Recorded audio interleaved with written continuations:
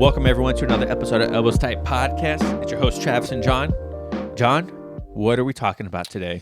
Man, we're going to continue our discussion on jiu-jitsu and some philosophy and some of the correlation we see between the two. Yes, sir. Today, we're going to be doing number 6 through 10 of our 10 ways like John just mentioned. And we're just going to go ahead and just jump right into it. John, what's the number 6? Striving for continuous improvement. Mm-hmm. BJJ practitioners are encouraged to strive for continuous improvement, helping them to develop the perseverance and dedication necessary to reach their goals. What was that word? Perseverance? What, is he messing with me? I'm only on my 6th cup of coffee. Lauderdale just came home, and she brought me some Starbucks, and it is delicious. So this is my 6th cup of coffee also. So striving for continuous improvement. I mean, that's a for sure in jiu-jitsu. 100%. Right? I think the only downside is you might feel like you're not getting that improvement, but it's there. It's just incremental.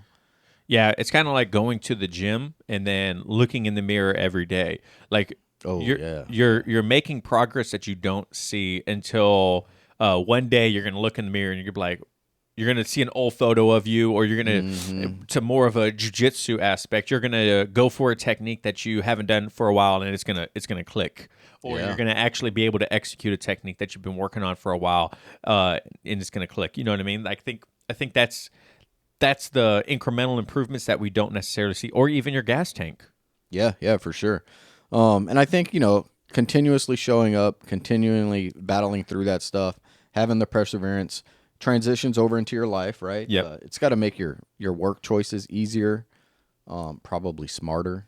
Yep, absolutely. And there's just so much value in knowing that and being honest with yourself that you're not perfect and there's always room for improvement. That's the beautiful part about jiu-jitsu is no matter how long you do it, you can always get better at a technique. You can always do a pass smoother. You can always get a better gas tank, be more efficient. You're never going to be perfect at jiu-jitsu, and you're never going to do a technique absolutely perfect. Maybe once in a while, for you it may be perfect, but to someone else they might have a way to make it better, air quotes on that, or to help you improve. Just having the mindset of continuous improvement is so valuable for life and in jiu-jitsu. Yeah, and jiu-jitsu is going to force you to do that anyway. If you've been doing this for any matter of time, maybe you had the strongest grips in the world when you started, and you could grab somebody's lapel and they're never getting it out of there, right? I can guarantee you after a couple years, you might start noticing man, my fingers really hurt. Yep. My knuckles are swollen.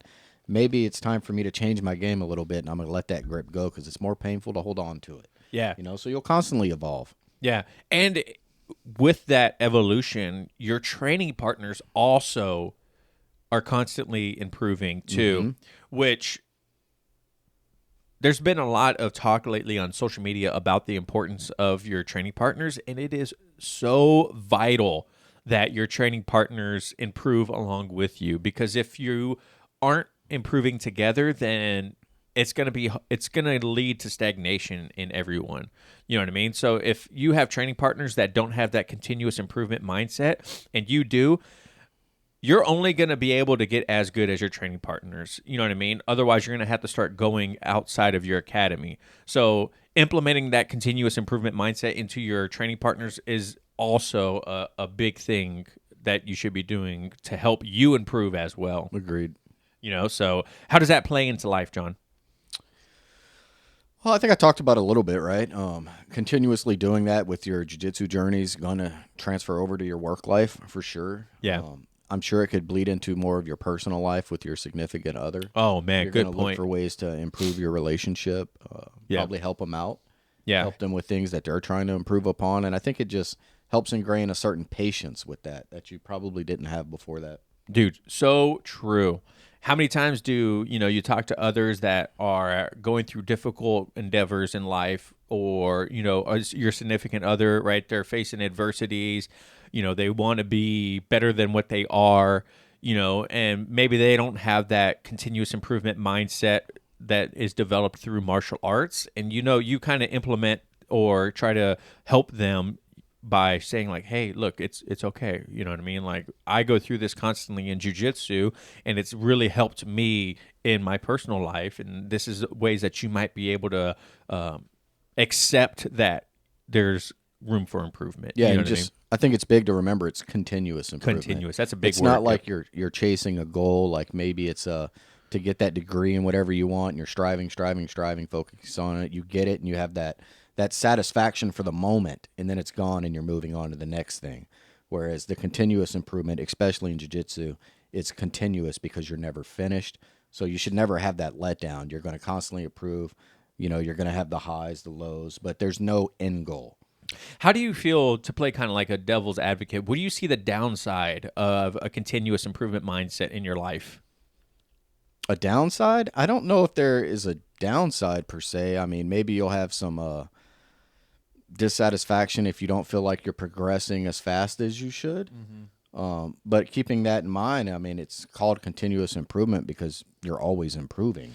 Yeah, I've heard some rebuttals on this, growth mindset of, if you're constantly trying to improve, then you never actually achieve success because you're always looking for the next thing. You know what I mean? And it was interesting to me. I've learned this in like my business classes and whatnot. And that was kind of interesting to me because I can see it, right? If you're constantly thinking you have to improve, then you can kind of have like a unhealthy habit or unhealthy relationship with goals and with achieving success. Because if you never feel like you truly are succeeding because there's always the next step, then how do you accept when you do have a victory? Well, I don't think you need to be failing for continuous improvement. I think you could be at the highest level of success and still improving. No, I completely agree. Yeah. I'm just saying, like kind of like a devil's advocate. Yeah. If you guys have a different point of view on that, let us know. DM us on Instagram or put it down in the comment section on YouTube, and let us know how you guys view continuous improvement and how it plays into your life. John, what's number 2? Let's see. We have understanding the value of collaboration. BJJ teaches practitioners to work together with their opponents, helping them develop an understanding of the power of collaboration. Yeah, obviously, right? You definitely see that on the mats. Yeah. If you don't have a good partner, the training's atrocious. It's horrible, right? If you got a partner that just lays there like a fish and gives you no resistance, you're not really getting any training. Yeah. So, you want good collaboration. And I see a lot of collaborating that Travis does with other podcast hosts, That's always a big thing they're talking about. And it's much easier in life if you have people that you can collaborate with instead of, who you're going to bounce the ideas off of, your alternate self. That's not going to work too well. No, it's true. And it's kind of like the saying, rising tide lifts all ships. I've been using that lately because it's just so true. And being a Navy vet, anything to do with nautical stuff is has a place in my heart. But like John mentioned, if you're a bad uke, the likelihood of someone wanting to collaborate with you or partner with you in class, in other words, is very low. I don't want to work with people that don't have that mindset of building off of each other. You know what I mean? Like we're growing together. And it kind of goes back into the continuous improvement with your training partners, right? If you're an uke or a tori and you're going way harder than you should because you're trying to prove something during technique or something like that, or you just flop all over the place and you don't give that resilience or the resistance that, you probably should, it's going to be hard for people to want to partner with you.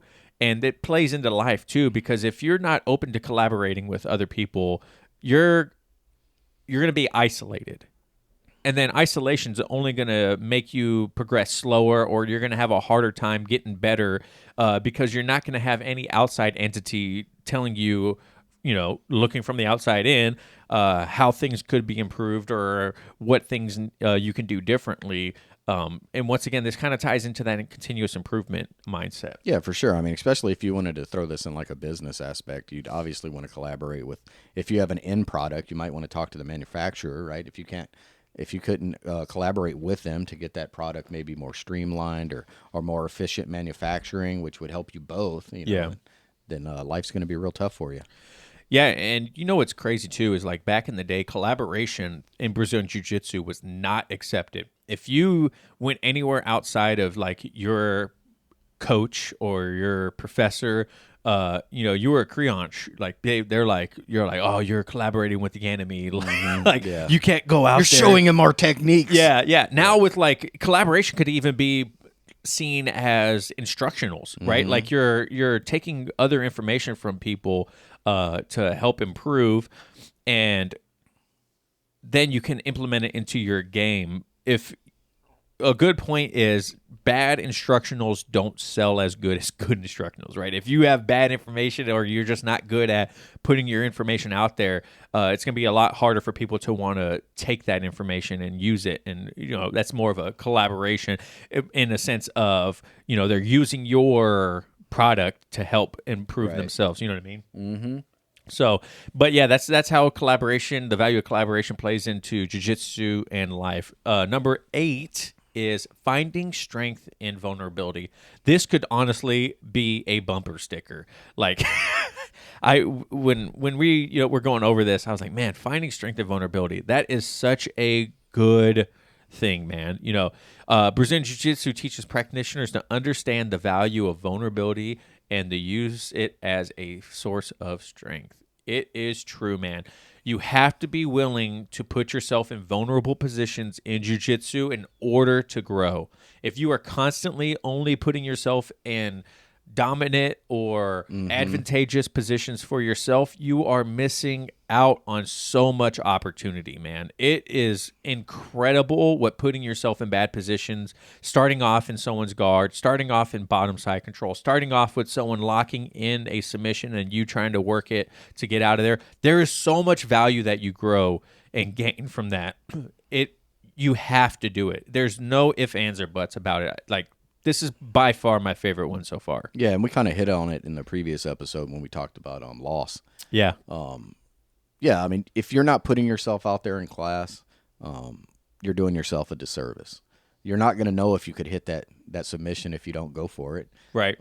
If you're constantly on your back playing defense, which I was so guilty of for quite a while, you're doing yourself a disservice. And like, you can take it outside of jiu-jitsu, right? If you find yourself at work and there's an opportunity that comes across your desk, maybe you could take a new job or you could take on an alternate duty, but you're passing on it because you're afraid of taking that on and then failing. You're probably stunting your growth there as well. Yeah, and this also goes into asking questions. You have to be vulnerable to accept that you don't know something. And trust me, I ask a lot. So. Yeah, and there's nothing wrong with it. You don't want to be that person. Like, people always tell us, they don't want to be that person asking questions in class. My son, he's going through it right now in school. He doesn't want to seem like the stupid kid for asking the question, or, he doesn't want to have people judge him for asking questions or whatever it is. And you have to accept that, you have to be vulnerable. You have to know or be willing to show that you don't know everything. Everyone in jiu-jitsu, there's no one in jiu-jitsu that knows everything, and that's okay. There's some people out there that know a lot more than others, but they still don't even know everything. That's why the game is constantly changing, or, there's always a new instructional out there, or, there's a new way to look at things and whatnot. Vulnerability is essential in jiu-jitsu, man. Yeah, for sure. You have to have it. Yeah. So, but like how it plays into life too, kind of like John said, if you are closed off, like in your relationship, like you don't show emotion, you're not vulnerable, you're not willing to speak out, especially like when it comes to like mental health things, that could be very bad.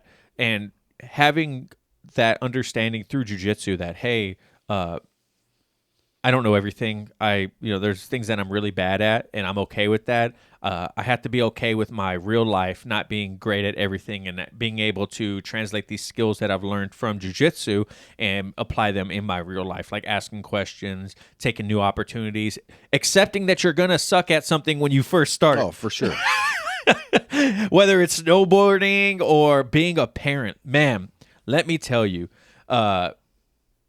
being a parent and being vulnerable as a parent to ask other parents for help, or your parents, or going to classes to help be a parent, dude, once again, I can't say it enough how valuable that is. Like if I were to think that I was going to be a grade A parent, amazing from day one, and I would never need help from anyone else, I would be setting myself up for failure from the get-go. I never had a doubt I'd be great. Like ever. No, I'm joking.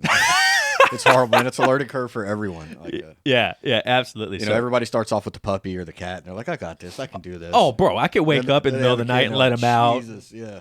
Yeah. Well, that puppy doesn't scream in your face at 3 a.m. when you pick him up to try to soothe him. I'm just doing that. And like my daughter right now is going through like a sleep regression. Sidebar: my daughter right now is going through a sleep regression, and she's teething, and she has like nighttime separation anxiety. So it's a lot. So yeah, definitely. I'm about to start researching how can I get over all of this. And if you guys have any suggestions at home, I'm being vulnerable with you. I need help. So, John, what's the next one? Welcome, everyone. This episode of Elbows Tight podcast is brought to you by Amino Co. Travis, go ahead and tell us about Amino Co. So I have been using Perform by Amino Co. It is 100% science-backed formula, patented, and it is a great pre-workout and intra-workout. Some of the science behind it is it supports athletic performance by triggering muscle protein synthesis and reducing muscle breakdown during exercise. It improves the mental focus and decreases the feelings of fatigue by providing the optimal balance of neurotransmitter precursors. And then finally, it increases nitric oxide production and promotes energy for sustained peak performance. I've been using this about 30 minutes before my jiu-jitsu classes, and I must say it has been helping me immensely. I feel more focused. I feel more energized. Recovery after class feels much better. I wake up in the morning after and don't feel nearly as beaten up, and it tastes great. I have the pink lemonade right here. I have the blue raspberry coming in. John, where can people at home find this? You can go to aminoco.com/elbowstight. You can use the code elbowstight. You'll get 30% off. Again, go to aminoco.com/elbowstight. Use the code elbowstight to get 30% off, and you get a free gift with every purchase. Ooh. Thank you, Amino Co. Thank you, guys. All right, knowing when to take risk. Brazilian Jiu-Jitsu encourages practitioners to assess risk and to act accordingly, helping them to develop a sense of caution and courage in the face of danger. I don't know about in the face of danger unless we're talking real life scenario, but I mean, come on, everyone in class knows you definitely learn how to assess risk. Like, man, now's the time for me to reach out and grab that wrist. I mean, like, you're learning, right? Like, it for sure teaches you that, and it teaches you the repercussion if you take that risk when you should not have. Absolutely. Is it a good idea to pass your coach's guard when they have a hand in the collar? Well, you're going to learn. Yeah, no kidding. Risk assessment. You're going to learn real quick that's probably not a good idea. Knowing when to take a risk, like whether it's like, okay, yeah, I might be in a little bit of a less advantageous position if I, let go of a sleeve, but that's because I'm going for a leg or whatever. Like you're assessing, risk versus reward. A lot of jiu-jitsu is that risk versus reward.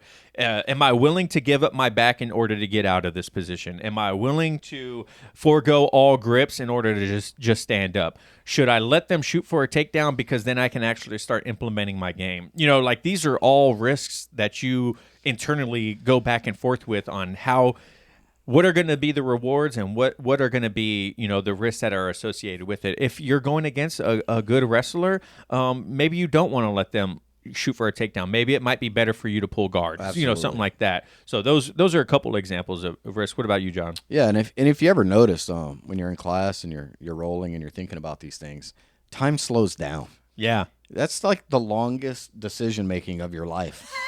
Like you could go through the whole gambit in your mind, like a really in-depth thought process on should you take this risk or not. And I think that translates over to the real world, right? Yeah. When you're going to be at work or whatever, you take the time to really think about, hey, should I do this or should I not? Maybe it translates in a small way, like, should I go buy a new vehicle?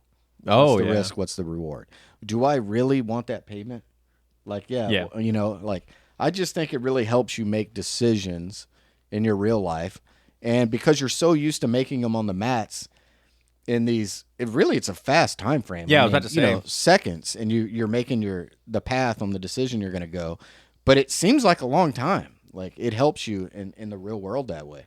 Yeah, I think jiu-jitsu does a great job of making you learn second nature like forcibly. Like like things come to you second nature like it's nothing. And it's through this trial and error of, taking risks and trying something new and being vulnerable, right? That you learn where you're going to be more successful with a bigger risk versus not. Like we mentioned in work all the time when we have new people that come work for us, they're like, hey, John, hey, Travis, would you let this go when it comes to like paperwork, something like that? And it's like, well, it's hard to answer that because my risk assessment and what I'm willing to risk in order to get the job done is going to be a whole lot different than what you're willing to risk. You know what I mean? And it goes into jiu-jitsu too more because a black belt is going to be more willing to risk something against a lower belt than a lower belt is willing to risk against a higher belt. You know what I mean? Like as a little bit of a seasoned blue belt, I'm willing to give up a very bad position to a lower belt because I know the risk is going to be lower of them submitting me. Sometimes I'm right, sometimes I'm wrong. You know what I mean? So that's another way to look at it. Like people at different levels are going to have a different risk evaluation and a risk assessment and willing to take risks. So don't base your willingness to take a risk off of what someone else is willing to take a risk because, it plays into athleticism, age, time on the mat, physicality, like all these things play into taking a risk, and it goes into life too.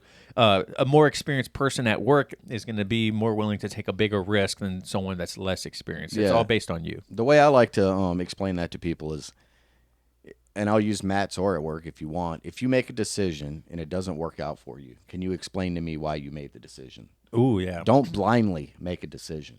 So Yeah. don't blindly reach out and try something. Right? Did you have a thought process behind that decision, and can you explain it to me? That's all I'm asking. Yeah, that's good too, and it goes into I made this Instagram post about a reel, and it was talking about how conversational jiu-jitsu is very underrated, and visualizing in jiu-jitsu is very underrated because if you can visualize or have these conversations about these risks that you are willing to take, maybe someone else can tell you whether that's a good risk or a bad risk, right? And then when it comes to that situation, you're like, should I do this? Like, well, coach told me that it's probably not the greatest idea to do it. And then you can assess if you want to actually go forth with that or not. You know what I mean? So think of a scenario of where something might not work out for you and then talk to someone about it and understand the risks. If you don't know what the risks are, I mean, great point is you're like, hey, why don't I just stand up? You're assessing the risk of why wouldn't I just stand up? And then, someone else could be like, well, because that's stupid. Yeah. So those are how, risk play into jiu-jitsu and the philosophy in life and whatnot too. So John, you got anything else on that one? No, I don't. And then the final number 10, practicing humility and self-awareness. All these tie into this final one because so much self-awareness goes into jiu-jitsu in order to succeed. Brazilian Jiu-Jitsu practitioners are encouraged to practice humility and self-awareness, helping them to develop a sense of self-confidence and respect for others. Preach, man. Holy crap. How many times have you respected someone because of their belt color or because they've submitted you before or, their background in grappling or whatever it is? Like you acknowledge that they have something better than you and you can gain from them no matter what they're like. There's white belts that I go to where I'm like, man, you did that really great. How? You know what I mean? Having the self-awareness that I don't know everything and this person is better than me, even if they are lower rank. Yeah, and just being able to ask them that question, right? Yeah. You don't want to have some massive ego or, you don't have the humility to ask the question. And I feel like almost all of these tie into this last one where we kind of hit on that. I mean, yeah, you quickly get to humility, right? Like, Yep. Self-awareness, and I think by that they mean like being aware of how you are when you're on the mat and how you're treating people and how you're rolling. And, you don't want to have a match stop and someone's yelling at you for being too aggressive or Preach. or anything like that. You know what I mean? It just teaches you to be really self-aware. Yeah.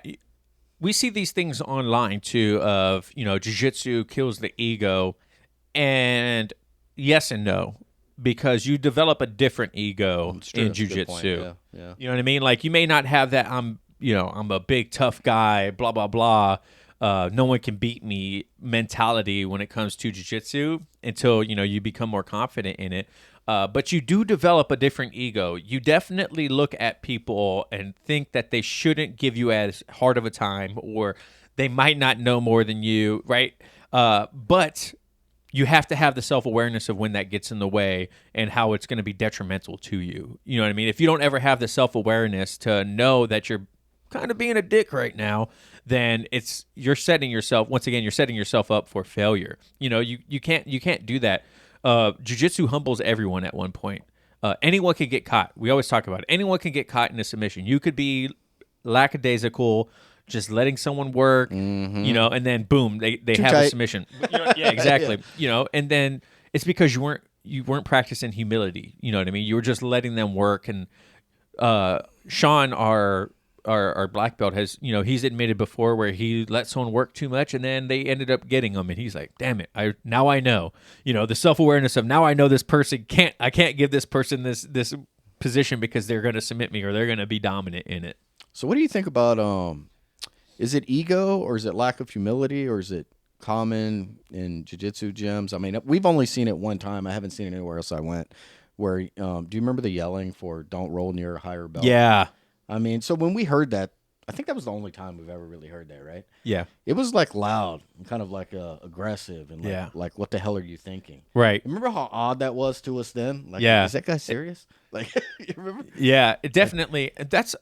I don't know if that's ego. Yeah, I know. It was just it didn't come off as like oh God, it didn't come off good, I guess is the word I'd go with. Yeah, I don't know if it's ego or more of the sense of like maybe that was a tradition to them that they were trying to respect. I'd be interested if listeners have that happen in their gym or yeah. Do you guys move out of the way for higher belts when you're rolling, or how does that work? And how would you even see the higher belt when you're rolling? Yeah, if my back's to you and I'm rolling all over the place, I'm sorry if I. Yeah. Now I get not being spastic and being all over the gym, right? But when you got a decent sized mat space with 25 people down rolling.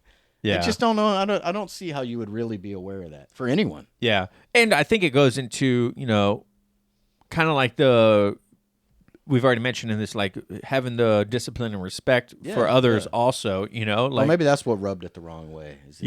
Because I think even though, belts, people mention like belts are pointless or whatever, I definitely think that they do.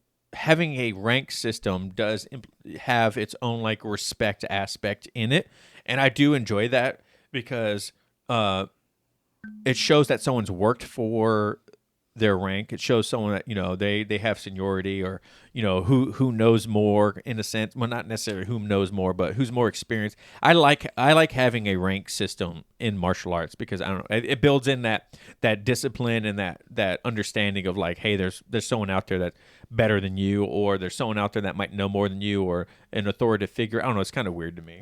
When I see a higher belt, I rarely just. It's not that I respect the individual because I don't know them. But I do respect the time and the effort they put in to get that. Yeah. Like, that's what it is for me. Yeah, and I think that goes into the self-awareness part too, because if you don't have the humility or self-awareness to accept that someone has put in the time on the mat, whether they're older than you, younger than you. I mean, it could honestly be like me as a 33-year-old blue belt. If I see like a 21-year-old blue belt and I was like, I don't really care, they don't have any life experience, they're young, I don't care about their let me say that like a 21-year-old purple belt or brown belt or black belt or whatever it is like not having the humility to be like, man, that guy's crushing it, crushing it. Yeah, you know what I mean, like not having the self-awareness of like, yeah, they're better than me. I may be older and have more life experience, but when it comes to life experience on the mats, they're crushing 100% me. 100% agree. So it kind of plays into that also. So how does this work into real life though? I mean, I feel like we kind of hit it on a little bit.